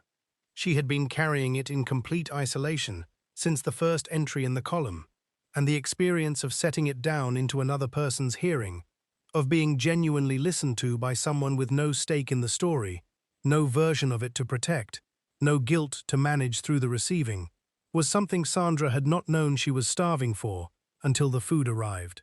Gloria was quiet when Sandra finished, not the uncomfortable quiet of someone who does not know what to say, but the settled quiet of someone who is making sure the other person is fully done before responding, who understands that a pause is also a form of listening. And then she said the 2 sentences that Sandra would carry forward from this room into everything that came after. The 2 sentences she would repeat in her own mind on the hard days of the year ahead, when the old habits pulled at her, and the old guilt arrived, and the new life she was trying to build felt more like a decision than a reality. Gloria said, "What they did with your love was their failure, not yours. But what you do next, that part is yours to choose." Sandra looked at the ceiling. She looked at the sunflowers on the windowsill, vivid and alive in a way that the carnations had never been. And she looked back at Gloria, and she did not say anything. She lay back against the pillow and held those 2 sentences in her chest and felt them doing the work that true things do when they arrive at exactly the right moment, which is not the work of revelation, she had known these things somewhere, but the work of permission. She had been given permission, for the first time in her adult life, by a person who had no obligation to give it and gave it anyway. Sandra Holloway had been given permission to choose what came next. She was discharged on a Saturday morning. Gloria drove her home, helped carry her bag inside, made tea in Sandra's Here you kitchen go, dear. with the easy Thank you. familiarity I of feel someone awful. who has You're decided welcome. that Just being rest. useful in This small helps. ways is one of the most honest forms of care available. She stayed for 2 hours. She came back the next day, and the day after. Not every day. Gloria had her own life, and was not trying to become Sandra's caretaker, which was its own form of grace, given the specific nature of what Sandra was recovering from. She came with the irregular, reliable warmth of someone who has decided that showing up is important and is doing it without fanfare and without keeping score, which was, Sandra slowly began to understand, the thing she had been doing for her family her entire life, and the thing her family had almost never done in return. In January of 2024, Gloria connected Sandra with Patricia Osei, a certified financial planner who had built her practice specifically around working with women in midlife financial recovery, women who had arrived at their 50s with significantly less financial security than their earning history and intelligence should have produced, through a variety of circumstances that her practice had seen enough times to have developed a language for. Patricia was 50 years old, composed and direct, and possessed of the particular gift of receiving difficult financial realities without either minimizing them or performing shock, which was exactly what Sandra needed from a person she was about to tell everything to. They met in Patricia's office, in a building on the north side of Columbus, on a Tuesday afternoon in January, and Sandra sat down across from her and laid the full picture out with the organized precision she brought to professional presentations.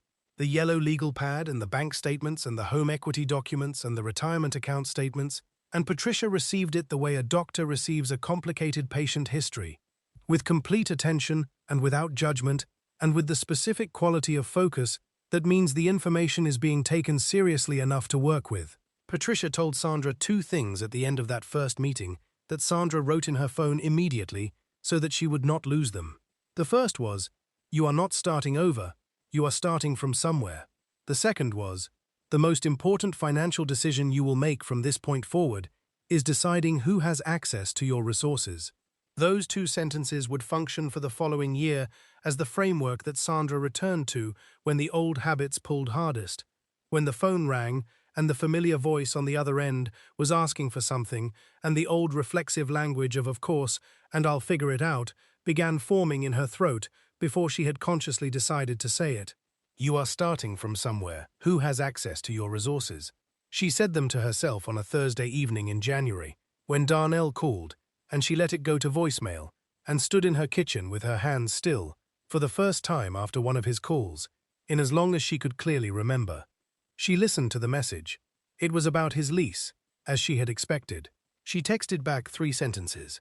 "I love you, Darnell. I cannot help with this right now. Take care of yourself." She set the phone down on the counter and stood in her quiet kitchen and waited for the pulling sensation, the old guilt, the feeling she had always experienced after saying no, that her body had learned to interpret as endangerment. It came. It was real, and it was unpleasant, and it did not move her. She made dinner. She sat down for it, at the table, with a proper plate. She ate it without looking at her phone. The first time was the hardest. The second time, in March, when Darnell called again about a different situation, and Sandra let it go to voicemail again, and texted back the same essential message in different words, it was hard, in a way that was slightly different from the first hard, still real, still costly, but with a faint and growing sense beneath it that she was doing something true. The third time was hard in yet another way, and the fourth time was hard, and she understood by then that it was going to be hard for a long time, possibly always, that the muscle of the new pattern was not going to suddenly become stronger than the muscle of the 30-year-old pattern, that what she was working toward was not the absence of difficulty, but the ability to move through the difficulty without being governed by it. That was the work. It was not dramatic work. It did not look like anything from the outside. It looked like a woman not picking up her phone and then making dinner and then sitting down to eat it. But it was the most significant work Sandra Holloway had done in her adult life, and she knew it, and she did it. Renee called in February of 2024. She did not call to acknowledge what had happened in November. She did not call to name the hospital night, or the 7 rings, or the family meeting, or the $22,000. She called to ask whether Sandra was still upset, and whether they could just move past it, whether they could just be sisters again, whether this distance between them had to continue, because she missed Sandra, and she knew things had been difficult, and she genuinely wanted things to be okay between them. Sandra listened to all of this. She heard the real feeling in it. Renee did miss her, that was true, and the love was real, that was also true, and none of that changed the other things that were also true. She wrote a text response that she revised 4 times before sending. The final version said, "I love you. I am not ready yet. I will reach out when I am." She sent it and put the phone down, and noticed that her hands were steady. She did not hear back from Renee for 6 weeks, and when Renee did write back it was a single line, "I'm here when you're ready." Sandra saved that text. She did not know yet what it meant for the future of their relationship. She was not yet ready to decide. But the door was cracked, and she had cracked it intentionally, because she understood something about herself that the year had clarified. She was not a woman who closed doors permanently, because closing them permanently would require becoming someone she did not want to be, and she had already given enough of herself to this family. She was not going to give them her capacity for love as well. In the spring of 2024, Darnell called on an ordinary Tuesday evening and talked for 45 minutes without asking for anything. They talked about Maya, who had started high school and was doing well, who had joined the school newspaper and written a piece about her neighborhood that her teacher had entered in a regional competition. They talked about their mother, whose health was relatively stable and who had recently started attending a chair exercise class at the community center that she described as ridiculous but attended every week without fail. They talked about a Columbus Blue Jackets game that Darnell had watched, and about a documentary Sandra had been watching, and about a restaurant on High Street that had been there for 30 years and had recently closed. Near the end of the call, in a pause that had a different quality from the rest of the conversation, a deliberate quality, the quality of someone who has been building toward something and has arrived at it, Darnell said, "I know I put a lot on you, Sandra. I know I did. I don't think I ever really looked at it straight until lately, but I've been looking at it, and I'm sorry." Sandra was quiet for a moment. She heard the realness of it, the absence of the rehearsed quality that characterized the apologies people offer when they want to move past something, rather than actually account for it. She heard a man who had been sitting with something and had arrived, on the other side of the sitting, at something that cost him to say. She said, "I know you are, Darnell, and I love you, but we have to be different going forward." He said, "I know." They stayed on the line for a few more minutes without talking about anything in particular, and then said goodnight, and Sandra set the phone down and sat in her kitchen in the quiet of a spring evening, and felt something she could not name precisely, but that had the quality of a long, specific tension beginning, very slowly, to ease. Patricia had told her in January that the financial recovery would take a decade of discipline and patience, that she was not going to recapture what had been lost quickly, that the rebuilding was going to require the same quality of sustained, undramatic commitment that she had brought to paying off her house ahead of schedule 20 years earlier. Sandra had understood and had accepted this in the way she accepted things that were difficult but true, clearly and without complaint, and without pretending they were other than they were. She set up the repayment structure for the home equity line. She maximized her retirement contributions. She stopped the automatic transfers she had been making for years to various accounts that existed primarily to have something available for family needs. She worked with Patricia month by month, quarter by quarter, building slowly and without shortcuts back toward the retirement she had been planning since her 30s and had been quietly dismantling since 2009. It was not glamorous work. There were months when the progress was barely measurable, and the distance between where she was and where she needed to be was a number that required some deliberate effort not to despair over. She did not despair over it. She had spent 30 years managing difficult things quietly and without drama, and that capacity, which had cost her so much in the service of other people's needs, was now available to her in the service of her own. In January of 2024, after 11 years of eating lunch with Sandra in the school district break room and watching her carefully and worrying about her quietly, and eventually driving to a hospital with sunflowers, Gloria told Sandra that she was proud of her, not in the performative way, not as encouragement toward a specific action, but in the direct and simple way of a woman speaking plain truth to someone she has decided to love properly. She said, "I have been watching you for 11 years, and I have never once seen you choose yourself first, and I am proud of you for doing it now." Sandra received this the way she was learning to receive things, without immediately deflecting it back, or minimizing it, or turning it into something smaller and more manageable. She let it land. She said thank you. She looked across the lunch table at this woman who had driven to a hospital with sunflowers and stayed for 5 hours, and come back the next day and the day after, This woman who had no obligation to show up and had shown up anyway, and she felt something she could not immediately articulate, but that she would think about later and recognize as one of the most important realizations of the year, that what she had been looking for her entire life, in the family that had taken and taken without adequate return, was something that was available. That love which gave and received in some approximate balance, love that showed up without being asked, and stayed without needing to be kept, love that offered sunflowers when carnations had been the gesture, that this was real, and that she had not been wrong to want it. She had simply been looking for it in a place that could not give it, for reasons that were complicated and human, and ultimately not a verdict on whether it existed. She booked the New Orleans trip in January of 2024. 7 days, alone, a hotel near the French Quarter, a return ticket for the following Thursday. She had been telling herself she would go to New Orleans since she was in her 20s. She had cut a photograph of the French Quarter out of a travel magazine once and put it on her refrigerator, where it had stayed for 2 years, until a kitchen cleaning moved it, and she had told herself someday. Someday had been deferred roughly 100 times across 3 decades for reasons that ranged from money to scheduling to the quiet, practiced self-erasure of a woman who had learned that her desires were the most flexible item on the family's collective agenda. She booked it on a Wednesday afternoon in January and sat for a moment after clicking confirm, looking at the confirmation email on her screen, and felt a feeling she needed to sit with for a moment before she could identify it.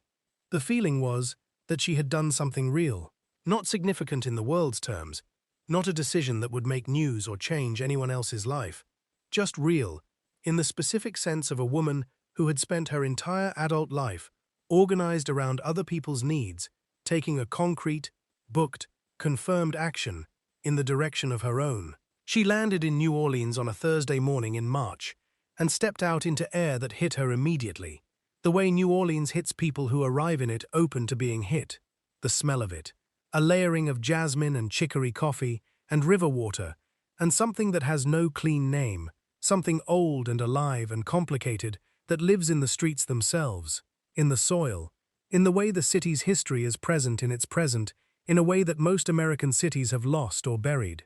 She took a cab to her hotel and put her bag on the bed and went to the window and looked out at a courtyard with an iron gate and a small fountain and bougainvillea climbing the wall in full purple bloom, and she stood there for a long time. The first day she walked, she had no agenda. She moved through the French Quarter in the morning, and through the Marigny in the afternoon, and through Tremé in the early evening, through neighborhoods that felt layered and complicated and deeply inhabited in the way of places that have survived catastrophe and rebuilt themselves more than once, and carry the texture of that surviving in their streets and their music, and the way people move through them. She did not check her phone for 4 hours, and noticed this with the kind of satisfaction that belongs specifically to people who have been checking their phone reflexively for decades, and have suddenly, temporarily, been relieved of the habit. There was nobody calling who needed something. There was nothing she was supposed to be managing from here.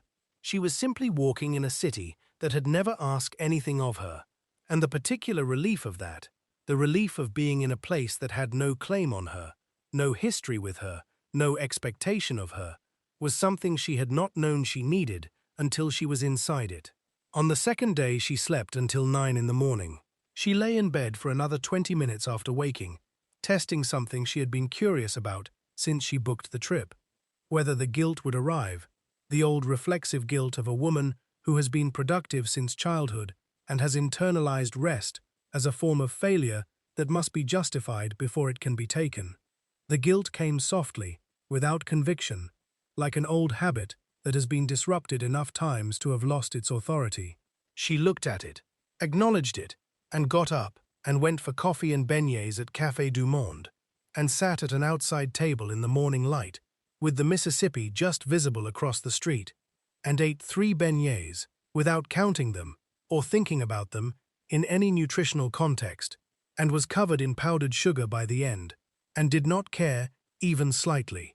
She bought herself a small ceramic plate at a shop on Royal Street because she liked it, for no other reason. She ate dinner alone at a table outside a restaurant on Magazine Street and ordered what she wanted, and had a glass of wine, and watched the evening street traffic, and did not look at her phone once during the meal. On the fifth day, she went to a jazz club on Frenchman Street. It was a Tuesday night, and the band was a quartet: piano, bass, trumpet, and drums, playing in a way that moved between the formal structures of jazz standards and something more personal and uncontained. A music that seemed to be coming from somewhere interior rather than being performed for an audience. Sandra sat at a small table in the back with a glass of bourbon and listened. The trumpet player was a young woman, maybe 30, who played with her whole body in a kind of total physical conversation with the music, bending into it and pulling back from it and leaning forward again. And Sandra watched her and felt something building in her chest that had nothing to do with arrhythmia and everything to do with the feeling of being alive in a full-bodied, present, unapologetic way that she had been moving away from for so long she had almost forgotten what it felt like to be moving toward it. She cried. Not dramatically, not in a way that anyone in the club would have noticed, just a quiet, steady release, the way a container releases what it has been holding when you finally remove the lid. Not a flood, but a flow, natural and unhurried and long overdue. She cried for a few minutes and then she didn't, and the music kept going, and she stayed for the whole set. She sent Gloria a photograph from the back of that room, slightly blurry from the low light, the band visible behind her, a glass on the table, Sandra's face with the traces of dried tears, and the expression of someone who has just come through something, and is still inside the coming through of it, and is beginning, for the first time in a long time, to feel something approaching arrival. Gloria's response came within minutes. 3 words. There she is. Sandra read those 3 words twice. She put the phone face down on the table. She ordered another bourbon. She stayed.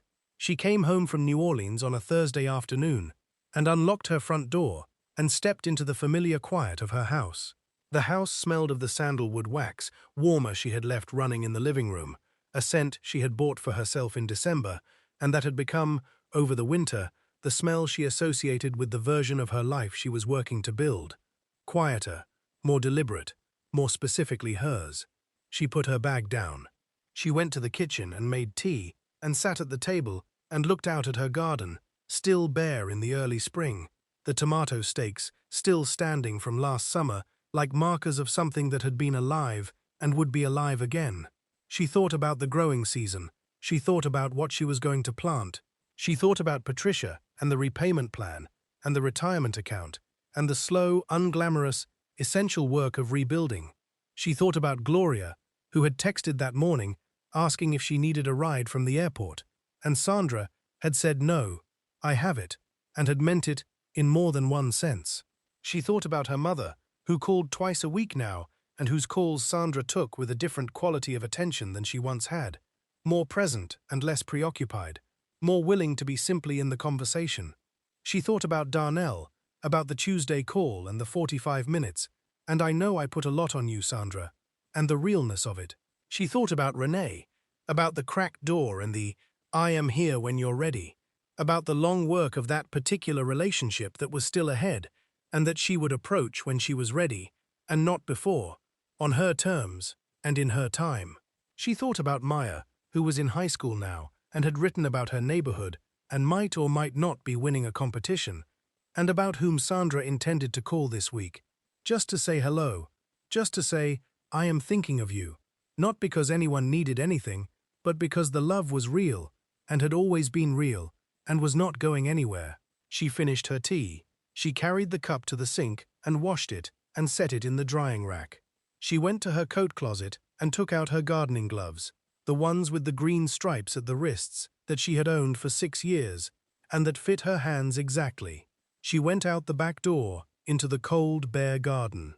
She crouched down in the space between the tomato stakes and pulled on her gloves and drove her fingers into the soil, which was cold and dark and dense with the compressed patience of a ground that has been through a winter and is waiting for the permission of warmth to begin again. She worked for an hour.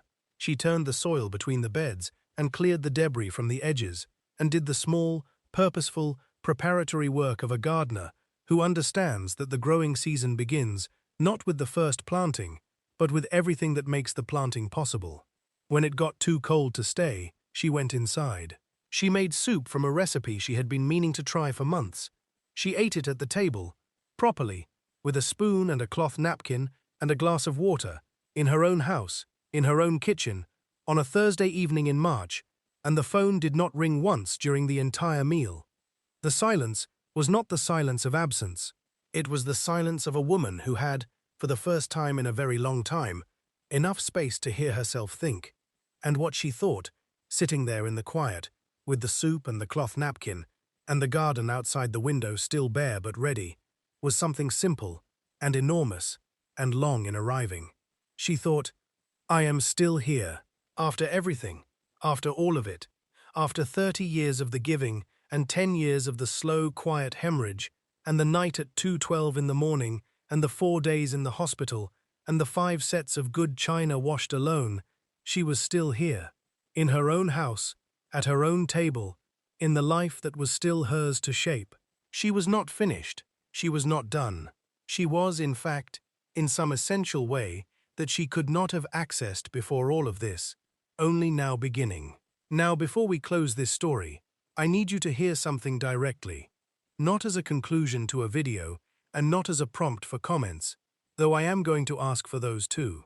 I need you to hear this as the real and honest thing it is, the thing this entire story has been building toward from the first sentence. There are Sandra Holloways everywhere, in every city, in every family, in every church community and workplace and neighborhood in this country. Women who are pouring from cups they are never refilling. Women who have learned so early and so thoroughly that their value lives in their usefulness, that they have never been given permission to discover what they might be worth, simply for existing, simply for being present, simply for being loved, rather than needed. Women who are sitting right now at tables they set for people who did not come. Women who are lying awake at night, in houses they paid for themselves, listening to phones that ring in the dark and go unanswered, telling themselves the people they love are just busy, just distracted, just not ready, just going through something, telling themselves every version of the story that makes it possible to keep going, without looking at the full picture of what is actually true. If you are one of those women, if something in Sandra's story sat inside your chest, in the specific way that recognition sits, that feeling of being named rather than described, then hear this, as plainly as I can say it. What they did with your love was their failure, not yours. You were not wrong to love them. You were not wrong to give. The love was real. The giving was real. The failure was in the receiving. And that failure belongs to the people who did the receiving, not to you. But what you do next, the accounting you have been afraid to do, the call you have been afraid to make, the help you have been afraid to ask for, the trip you have been telling yourself someday about for 20 years, what you do next is yours, entirely and only yours. And you have been waiting long enough. If you know a Sandra, if you recognize someone in this story, someone in your life who is always the one who shows up, always the one who figures it out, always the one who absorbs the emergency and says it was nothing, and means it so completely that even she has stopped knowing it is not nothing, go be Gloria. Show up. Not with a text, not with carnations from a grocery store delivery service. Show up in person, with something real, and stay for 5 hours, and ask the question you actually want to know the answer to, and listen to what comes back, without managing it, or minimizing it, or redirecting it toward a more comfortable register. You might be the person who changes everything for someone who has been waiting their entire life to be genuinely seen. Drop a comment below, and tell me which moment in Sandra's story reached you. Tell us where you are watching from right now. We read every single comment, and we genuinely want to know. And if this story moved you, if it found something in you that needed to be found, please share it with someone who needs to hear it. Not for this channel, for Sandra. For every woman who has been sitting at that table alone, who has been standing at that sink at 11:45 at night, washing dishes for people who did not come, who has been lying in the dark at 2 in the morning, listening to a phone that will not be answered, waiting for someone to show up with sunflowers. And if you have not subscribed yet, please do. Because the next story we are bringing to this channel is one I have been sitting with for weeks, and it is going to reach you in a place this one could not. Stay close. We are just getting started.